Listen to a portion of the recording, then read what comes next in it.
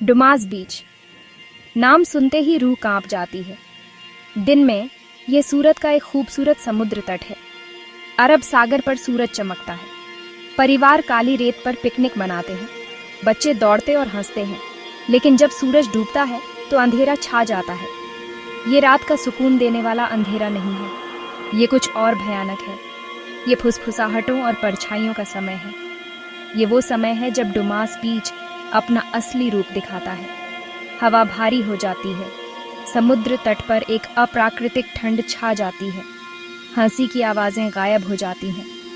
केवल लहरों के टकराने और हवा के गरजने की आवाज़ें सुनाई देती हैं।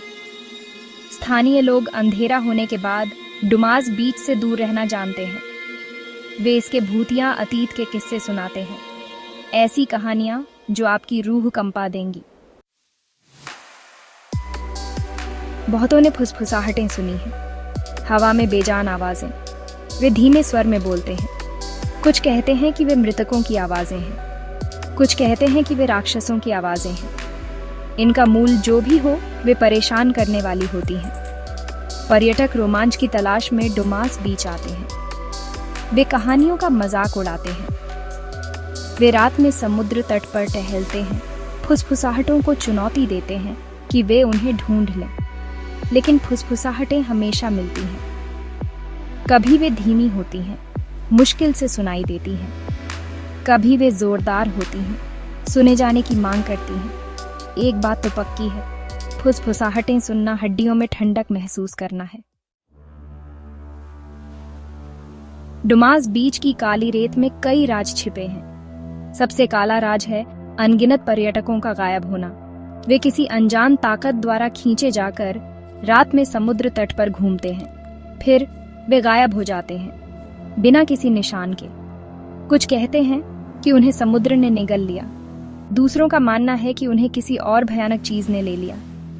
स्थानीय लोग दोस्तों के एक समूह की कहानियां सुनाते हैं जिन्होंने समुद्र तट पर रात बिताने की हिम्मत की। उन्होंने कहानियों पर हंसी उड़ाई, उन्हें अंधविश्वास कहकर खारिज कर दिया।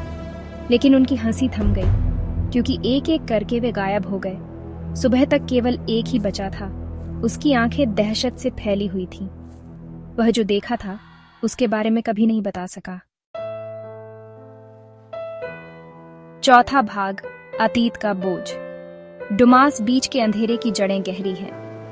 ये कभी हिंदू श्मशान भूमि हुआ करती थी। कहा जाता है कि दिवंगत आत्माएं यहाँ भटकती रहती हैं, शांति नहीं पाती। वे मुक्ति की तलाश में समुद्र तट पर घूमते रहते हैं। इस इतिहास ने जमीन पर एक अमिट छाप छोड़ी है। ये दुख और बेचैनी की जगह है। कुछ लोगों का मानना है कि यहाँ किए गए दाह संस्कारों ने रेत में एक अजीब ऊर्जा भर दी है, एक ऊर्जा जिसे अलौकिक चीजों के प्रति संवेदनशील लोग महसूस कर सकते हैं। वे कहते हैं कि यही ऊर्जा समुद्र तट पर होने वाली अजीब घटनाओं के लिए जिम्मेदार है।